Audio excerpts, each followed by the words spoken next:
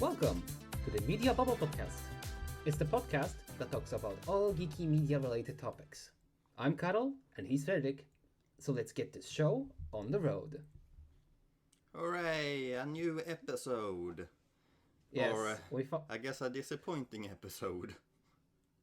Yeah, today we'll vent our frustrations with some of the most disappointing films of last year.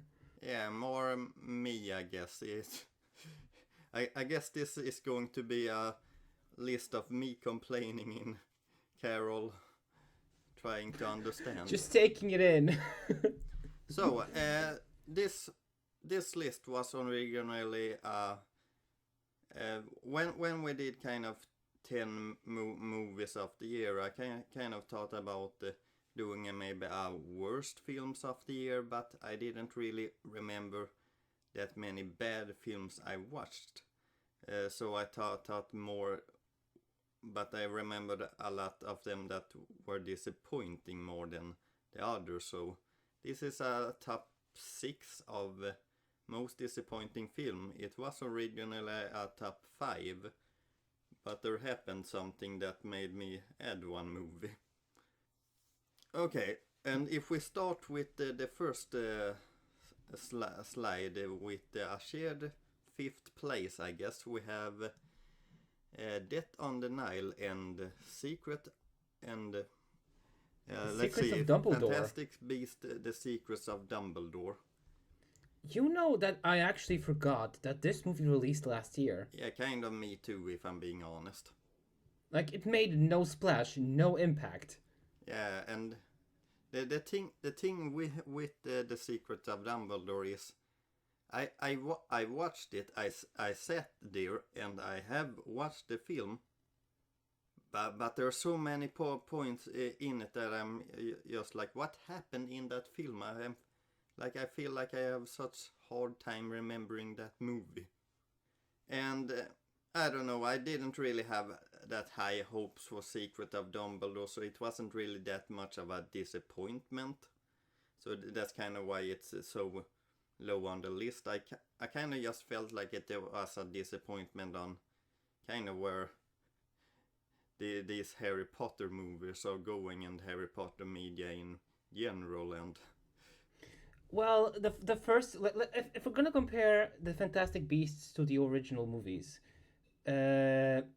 they were quite different because they had a director, they had like a screenwriter, but here it's J.K. Rowling who takes most of the important positions. Yeah, I also feel that the biggest problem with this specific film is that you can hear it in the name, Fantastic Beasts, The Secrets of Dumbledore. They're taking Newt, a character from the first film, which I felt shouldn't really be in the middle of this story arc of Dumbledore and what was the other guy's name? Oh my god, I don't remember. I tried to erase every single speck of Harry Potter info from my mind. Okay. Grindelwald. No. Grindelwald. Yeah, but I think I get your point and I agree, because I felt like maybe they tried to make Fantastic Beasts into what Harry Potter was, but this equally could have been like a standalone movie based on Dumbledore. Yeah, I kind of just felt like dropping Newt. I will find to be an interesting character, and I found his movie to be somewhat interesting in the first film, and if they were going to do a sequel to that film, you kind of would, I guess, want it to be more about these fantastic magical beasts. But it's in the name. But instead, it's like they drop Newt. Newt in this battle, or in the middle of this battle, which should originally probably a film about Dumbledore instead. Maybe they didn't want to focus so much on Dumbledore because he already maybe they wanted to preserve his mystique to a degree. Well, in that case, they did a bad choice, because this movie was not that good, Karol. Hence why it's on today's list. like I'm feeling kind of weird because it almost sounds like you're trying to defend the movie. I'm not. I'm really not. I wanted to make clear I don't see the appeal because in the first movie, Newt had this friend. He was just a baker and he got roped into this magical adventure. And it was a bittersweet ending that he had his memories erased, right? Yeah. And then they bring him back. Yeah. So what was the point? Yeah, nothing really, I guess. Let's He was bring just like- everybody back. Yeah, If like, they don't have why? problem with the studio, I guess. Because Newt's girlfriend is barely in this film. Jesus, but like it's like you said, it shouldn't have been a Fantastic Beasts movie. It should have been just Secret of Dumbledore. Yeah, let's see. I have a feeling that it probably would have been a bad film even with that, but well, that's kind of just a disappointment on where the Harry Potter franchise is right now, I guess. Let's see, Death on the Nile, which is Death on the Nile is based on a Hercules story. Have you heard of that? You said that you were a fan of the detective Hercules. Or Hercule Poirot. You mean the Hercule Agatha Poirot. Christie? Yeah. So yes, I did, but for some reason, I didn't actually see it. Well, actually, why this film is on the list is not actually because I think it's a bad movie. I actually enjoyed watching it, but the thing with the film is like it's a detective story, and they have made the detective story be really easy to figure out in that film. Like I compared it to the book and another special which was based on Death on the Nile to see the difference, and the director feels like he has purposely done some choices in the film which makes it really easy to figure out who did the murder, which is kind of disappointing for a detective film, but I still enjoyed the film. I still found it visually interesting to look at, and I don't know, just enjoy the characters, I guess. I mean, visually, just the promotional material is stunning. It kind of also gives me the another movie we have seen this year vibes. A lot of them, in fact. But going back to what you said, for that it's easy to find the culprit, to find the killer in the movie. I can probably see why. Make it easy to follow and make it a spectacle, because Death on the Nile is such a well-known like book or movie that's been remade many times over. Yeah. Like people already know the story. No, I didn't know it before I watched it. Because This I was have seen the original one from. This was the first time I experienced that story. And I just found it disappointing because the mystery in that film was so easy to figure out, and I compared it to the original book and special, and I noticed that the director specifically made it easier to figure out who the villain is. That was kind of the disappointing part. I still liked the movie. All right. Let's see, next, the reason why this became a top 6 suddenly. Babylon, which was a film that I really looked forward to. The trailers were fascinating. It had a good director attached to it and a really good cast. And yeah, just for me personally, I'm really movie interested, and I really like the kind of old Hollywood maybe type of films. But this film was kind of a mess. So what do you say, Karol? You actually have watched this film. Yeah. So I remember because we went to go see this together. And I, there's many thoughts I have about this movie. I agree. What did you feel about the first scene? The scene where they You mean take an elephant. the elephant in the room? They, Yeah. So I kinda, because I thought, okay, this, let's not kid ourselves. There's scat in the movie. There's people shitting and having sex, and it's rough and raunchy. And I kind of thought that since we have the elephant scene, that's gonna be like the whole movie. That's the kind of vibe it's gonna give. But after the initial party, and after like a halfway point to the movie, it just started like slowing down and slowing down, and then it's just going to crawl, and then nothing is happening.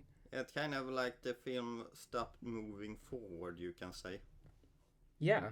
Like it stopped evolving, and it was kind of just in. It was just dragging, introducing new plot lines when the movie could have just stopped at that point. And what I mean specifically is the whole goddamn scenario with Nellie's like money problems. Because I felt like at that point when Nellie went to the director, what was his name? I don't remember. Yeah. So Nellie. It's so the guy at one in the point, middle of these three pictures. Yeah. So one of the three leads. So the director, the young hot director, he is trying to support Nellie in every way he can because he has this, like he knows that she has this star power. And we already had a scene where she had like a falling out from the good society, and then she kept making movies, and then we get like a left turn. No, she has money problems and he has to fix it, and there's like a whole new issue that doesn't really relate to the rest of the movie. Yeah, it's like the film skips some. It skips some times from time to time, and you kind of are struggling to figure out exactly what has happened sometimes. Yeah. And also, I loved how you made the posters for the characters. Oh, I didn't. I made one of them. I made the one in the middle. The other two I have found. They were promotional apparently. But you still edited the one well, because I wanted to mention, our for me, like my biggest gripe is the one we talked about, that the characters don't really change. Mm. Like Nellie is a starlet going through wild times. She has like a troubling past, but that stays consistent through the movie, and she doesn't learn anything. She's herself, and that doesn't change. She doesn't go through an arc. Yeah. Jack Conrad, he's the only one who kind of makes peace with him being past his prime. Yeah, he was clearly the best character of them all because he actually has a story arc in some way. Yeah, how like the spoken movie destroyed a career. And sure, Nellie had the same, but it's like she didn't like, okay, she cared. But like that's not what got her. That's what the money problems got her. Yeah, it's the kind of feeling that we don't really see her evolve in the film, and if we're supposed to feel more tragic about her and her past, then you should have had more focus on her in that case. Because if I'm being honest, like the film doesn't really like the last hour of the film, like I feel like she isn't even in it that much. Yeah. Like, I mean, but it's true. Like, because the story, for the most part, follows the director and Jack Conrad. Even though Nellie is one of the main characters, we rarely see, like, we have few scenes with her, but it's usually, like, the director trying to help her with something. Yeah, well, the first 2 hours of this film, I feel like they get a lot of they share a lot of screen times, but like the last hour they kind of just disappear, and like how this film also ended, like this was such a weird bad ending. I feel like, if I'm being honest, because It was. It's like the director. Spoilers. Yeah, like we should have probably said that a lot earlier, but anyway, the director in the end of the film returns to Hollywood after some time has passed, and he goes to see a film, Singing in the Rain, which I kind of explained to Karol kind of had the same kind of story in that silence to sound era, and he goes in to watch that film, and it's kind of like, oh, so he's going to cry about this Singing in the Rain film, which he does, and then the director makes some of the weirdest editing I have probably ever seen. You mean the like flashback, him like going through the old movies to going to Avatar and the like recent movies and Transformers? Yeah, but it isn't just that he's going through old films. It's like his editing is so weird. Like there's sometimes where it was just a blue screen for some seconds, and how he cuts and It was a mess. Like I am a cinema film, and I recognized a lot of the film that he was showing there in the end, but I did not understand why he made those scenes. Can I also add maybe something on a little bit unrelated note, but because the movie is disappointing, but it's also a spectacle. Like as I said before, the first half of the movie, I think I said when we last spoke, like until Nelly gets her throat, like attacked by a cobra. Yeah, I think that's more 2 hours in. Like I will be honest, the first 2 hours of this film are kind of good. They're fun, and I've enjoyed that. The ending is disappointing, but I still recommended the movie to my mom because she also likes movies, and she went and see it, and she came back and she said to me, "I was so disappointed." Like she only liked the scenes with Jack Conrad in them. Like she said, like 1/3 of the movie was good, the rest was awful. Another thing about this film that I kind of felt is that the scenes doesn't really feel connected to me. It's like the great scenes in this film. It's like they're these great scenes that kind of stick together, but I don't really feel like the glue has really in there in some way. Yeah, I agree. Okay, Totally. and if you wonder about that middle poster I made, like I don't really like using the word simp because it's dumb. or I don't think it's a good word at all. But in this case, the director really was a simp. Yeah, because like he saw Nelly in this first beginning like scenes at Babylon. He was just like this starstruck, and then throughout the rest of the movie, he does everything to help her, make scenes, go to movies, like try to fix her reputation. But at the same time, he has like relationships with other women, but they're not on screen. But he always goes back to Nelly, and he just like cannot let go. And it's like, dude, she's not that into you.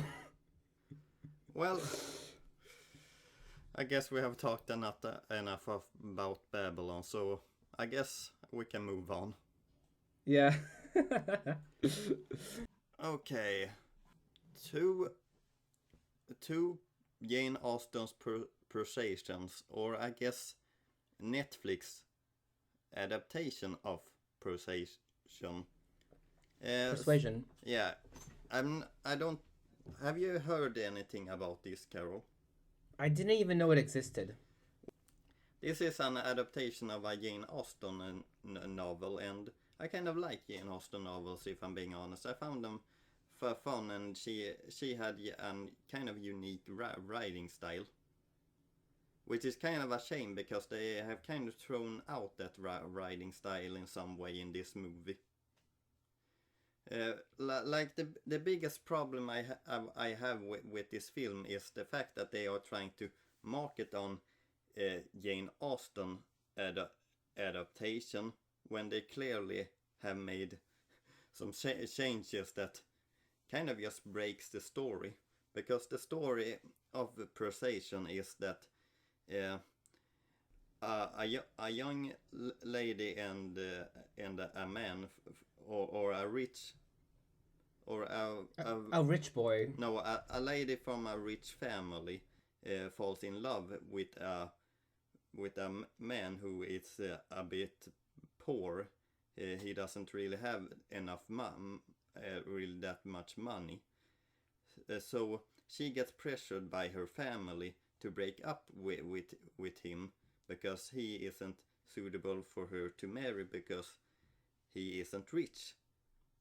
So, like, some years in the future, these two characters meet again, but it's kind of the opposite that has happened, that her family suddenly is in money problem, and he, through being a captain on the navy, has suddenly gotten rich and is kind of in the social class now, all of a suddenly.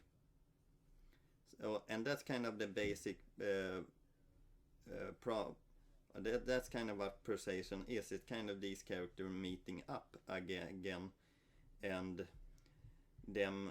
they are falling in love. And the main character of the book, she's kind of quiet. She as I said, she gets easily manipulated by her family and the choices that are good for the family. She feels a lot of pressure in that way, I guess, and as I said, she's kind of quiet, doesn't have a voice in a lot of things, which kind of makes you understand how she turned down him in the first place. But this adaptation doesn't really have that, because they have suddenly replaced that character with one that talks all the time, has no problem really about being quiet or not telling her feelings or anything, which I feel just doesn't work for what this kind of a story is. They made the main character like way too open, too extroverted. Yeah, because as I said, the book has this quiet girl that feels kind of pressure from a family, and she's still in love with this man. It's the man that it's the only man that she apparently has ever been in love with, and now that he's back, she gets these feelings again. But as I said, it just doesn't work, because what this adaptation has done is that it has changed the main character completely. Her personality is nothing like in the book, and this personality that they have presented in this film, it just doesn't work for what this story is. So the story needs like a quieter protagonist, you say? Yeah, that's what she is in the book, and it kind of needs that in the story as well, because otherwise the decisions that she has made in the past doesn't make sense at all. Ah, okay, I get it. So I think I get what you're saying. So what you're saying is, because she's so open, she wouldn't have a problem saying no to her family when they pressure her to break up with her boyfriend. Yeah, exactly. Because she was a pushover before, but in this movie she isn't, so it doesn't make sense. Exactly, and it kind of just brings up this film, like it doesn't really feel like a Jane Austen adaptation in some way. Like if you're trying to use Jane Austen's name. There's a lot of great adaptations of her that's faithful to the books and things like that. But this just truly felt like they took that name to some, but they didn't really want to do what was in the book. So they just kind of, we just take that name and do our own thing. Yeah, then I can see why it's disappointing. Okay, let's move on, I guess. Yep. Okay, next. So the other Pinocchio. Yeah, one of the 2022 Pinocchios. There's 3 of them. Yeah, well, it's weird when there's three of them. Can I say that can I just say, speaking of all the Pinocchios, it's funny we had 3 of them, but they're also different for also different reasons. And I think it just makes me appreciate the Guillermo del Toro's version even more. Well, here's the thing about this this specific live action Pinocchio is the one from Disney, and it's the one that is a remake of their 1940s masterpiece. And the 1940s Pinocchio in animation industry, that film is looked really highly on, like it's looked as one of the best animated movies ever created. And it's kind of weird when you have a remake in some way, because you can kind of compare it to the remake a lot, and it kind of just makes the fault that the remake does a lot more obvious, because the original didn't have those problems. I think you can tell what I think of this movie just if you look at Pinocchio. Yeah, well, I was somewhat excited of this film original, because I actually felt like when I first saw Pinocchio that they have somehow made that 1940s character design into this 2022 live action movie, and he looks a lot similar, but yeah, this picture that is not that good. Like this is also a scene which weirdly brightens up the lighting a lot. Like it's not natural lighting. It's like it's like the director was like, let's make it 10 times brighter than anything you have ever seen. Pinocchio was standing there with his like selfie light. Yeah, kind of. Trying to get the best shot. Yeah, but in some ways I don't want to dwell on this movie for too long time.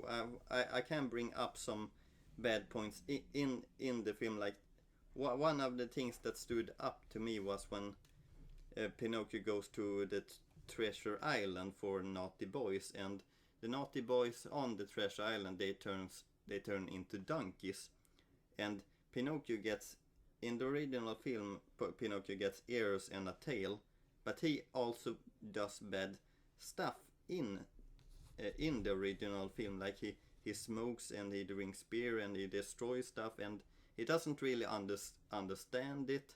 So it's kind of like, so it's kind of like, he doesn't really understand that this is bad. So you kind of somewhat feel sorry for him when he gets those donkey ears.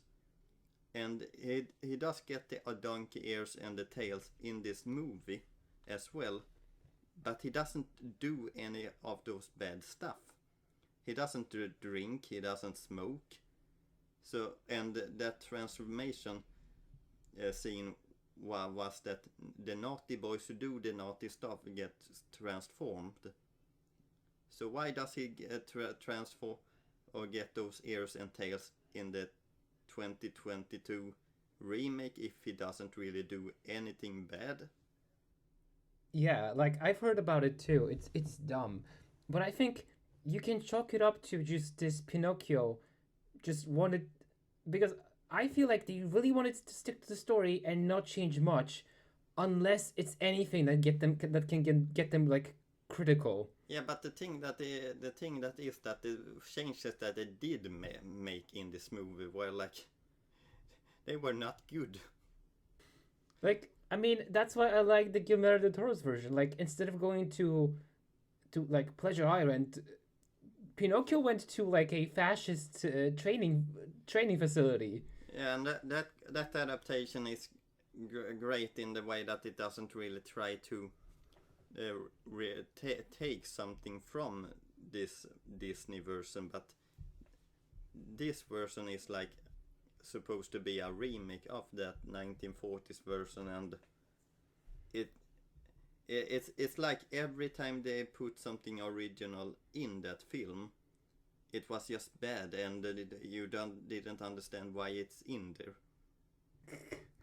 Like there's a character in this film that gets that what didn't appear in the 1940s version, and I'm going to be completely honest. You could cut her out in the film, and and it wouldn't change the film one bit. It wouldn't change his choices or how any plot point was made in the film if that character that they show having a lot of screen time, if that character was cut out, it wouldn't change one thing. But I think that's the point. Like, as I said, they didn't want it to stray too far from the original, and they make all the additions meaningless. Well, this Because film feels meaningless. Yeah, because this is just Disney's like vanity project of remaking all of their old movies. I don't think like Pinocchio's live action remake was supposed to be good. It was just like supposed to be like, here's a remake. Well, sometimes they make a good remake, or at least something decent. And this had a good director, and it had Tom Hanks, and the director behind this film is Robert Zemeckis. He is the one that made Back to the Future trilogy, Forrest Gump, and Who Framed Roger Rabbit. He also made Polar Express. But I feel like this being Pinocchio, like one of the cornerstones of Disney, I think there was executive meddling. There must have been. Well, of course there was like Disney is interested in making remakes in a way that makes them somewhat profitable, or makes them really good to market, I guess. Like it's about kind of the money in these remakes, and it's sometimes a bit of an if they are somewhat decent in quality or not. But Pinocchio I felt brought this to another level on just how bad it became. I think that's a good summation of the movie. Okay, to my I guess my number one choice, Lightyear. Heard anything about this film, Karol? I've seen trailers for it, the movie released, and it was radio silence. Well, the film is kind of boring, if I'm being honest. Like the film, or like the first thing that comes up in this film is that is kind of the screen is that Andy from the original Toy Story watched a movie about Buzz Lightyear, which he later got a toy of. But this is kind of the original film that Andy watched that made him a big fan of Buzz Lightyear. Which so it's like a canon movie in Disney in Toy Story universe. Yeah, in some way I guess it is. I can wonder what their taste in, what Andy's taste in movies in that case is, but anyway. The one of the problems I find with this concept is it has already been done, and it has been done in a TV series called Buzz Lightyear Star Command. Amazingly enough, I actually know what it is because I've seen clips of it online. Oh, you have? So you actually know something that I talk about. I And think I've seen the summary of the mm, series. But and anyway, and that TV series, like in that TV series, Buzz is a working part in this, as in this Star Command, I guess it's called. And there's a lot of different aliens and things like that, and Buzz goes on missions because he's kind of this rescue pilot or what is called. No, he's a space ranger. Uh, so he goes out with into this all different worlds with these all different alien creatures and tries to stop the surge and these aliens that are also seen in the Toy Story film, which are also in that the TV series. And I'm not sure now when I think about it if it was confirmed in the Toy Story films if those aliens came from Buzz Lightyear franchise or not. It kind of felt like they did, but I'm not 100% sure now that I think about it. I don't actually think they were. Seeing they came from the pizza planet and they had those claw thingies that pick up the toys. So they might just been a mascot for the pizza chain. Well, anyway, in that case, they took those aliens and then added them to that TV series, and they fit right in the Buzz Lightyear universe. It was a great cartoon, if I'm being honest. Like it was somewhat fun, and they had fun alien stuff to do. But the thing is, they completely ignored that TV series. They didn't mention it at all, and this is kind of Pixar's tale about the same kind of event. And what Lightyear is them stuck on having a lot of people going on. Like, I don't really think that it's ever explained in this film of where they are actually supposed to go, but they get stuck on a planet because a power crystal that they are using gets destroyed, and so they are suddenly stuck on this planet. And the story kind of is that Buzz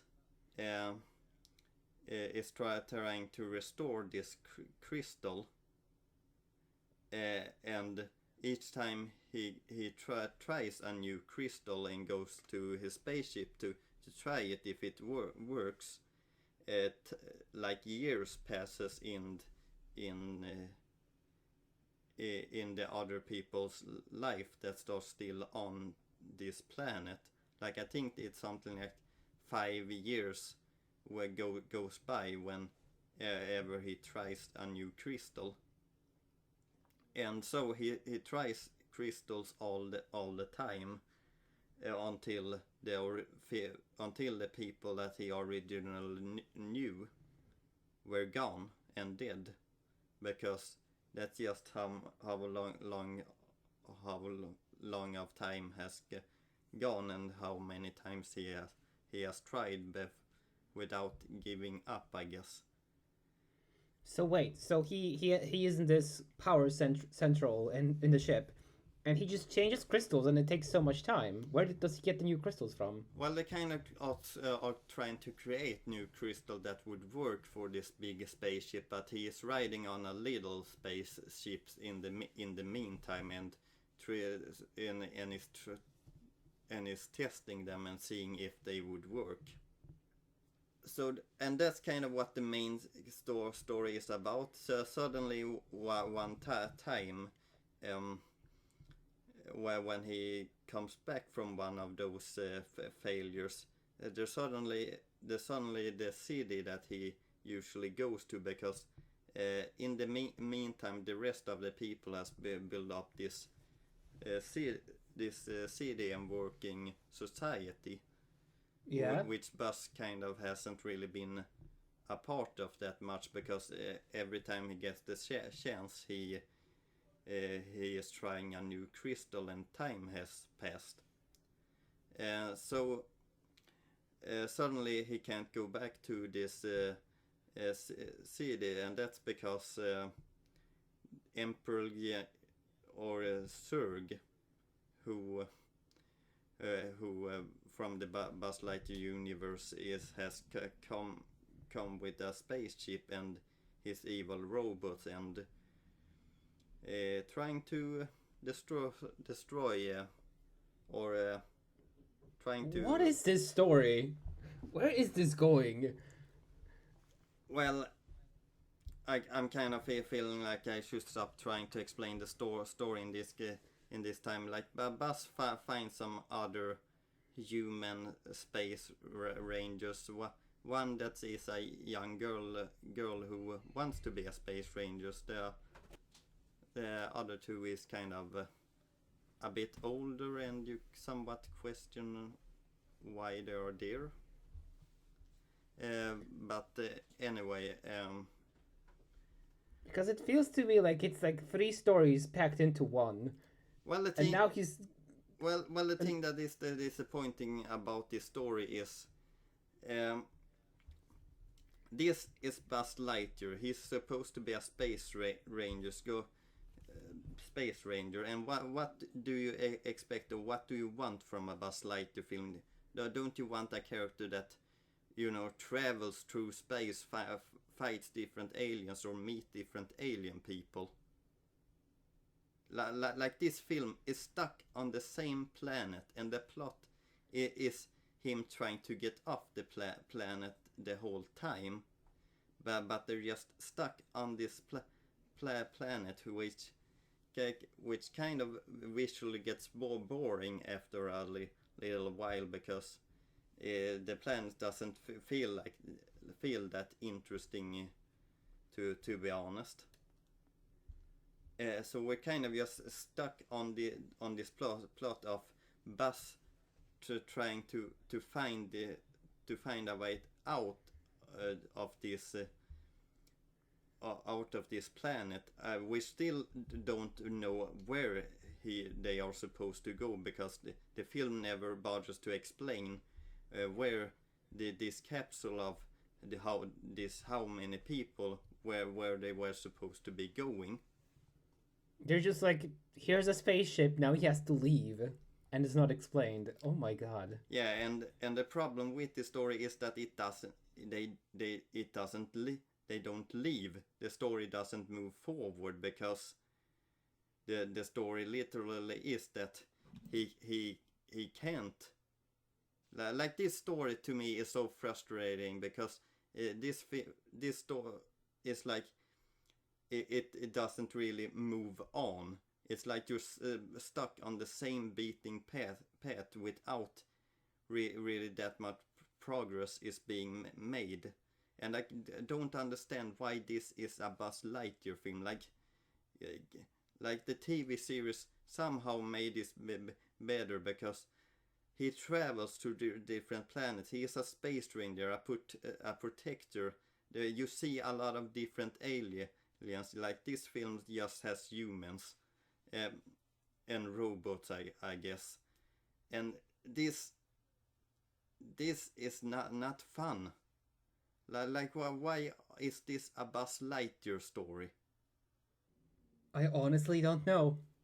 Like, you don't really know a lot about this film, Karol. What does this sound from my explanation? It sounds confusing and disappointing. It's also quite boring, if I'm being honest. I can't imagine. It's like, it tries to be so many. It tries to be interstellar, but also not. But also like a space dictatorship. Like, also Mass Effect, but I don't know how I feel about it. Oh, one other thing about the search. When Buzz finally confronts search, this, to me, this was so dumb. remember that throwaway line in Toy Story 2 when it was like, I'm your father. Yeah, they kind of evolved that line a little bit. So Surge. Buzz is a clone. Oh my god. So Surge isn't. What Buzz's father. It's his future self. It's his future self who has traveled back in time, and I guess he was supposed to travel even farther back in time to change things and how his life would eventually lead on if he is stuck on this path of just trying to make this crystal work and losing years and years and years of time spent with other loved ones, and it's kind of just this It's stupid. It's so stupid. Just commit to the bit. Just make him his dad. It sounds dumb, but they should have stuck with it. Like this is just one point of how you see it on the paper, and you really these creative people just didn't really feel like yeah this sounds perfectly normal. This doesn't sound a bit stupid at all. Jesus. I want to see it even less. Like, I like train wrecks, but I don't think I would stomach a Lightyear. Yeah, and even if these things that I have explained are somewhat uninteresting, I also gotta admit this film is really boring as well. Like it just doesn't feel like it moves forward to me. And yeah, those were 5 or 6 disappointing films from 2022.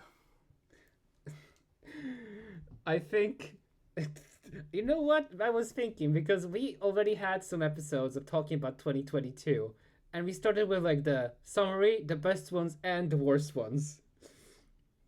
So I think like it's a fitting like bookend to this little series we did.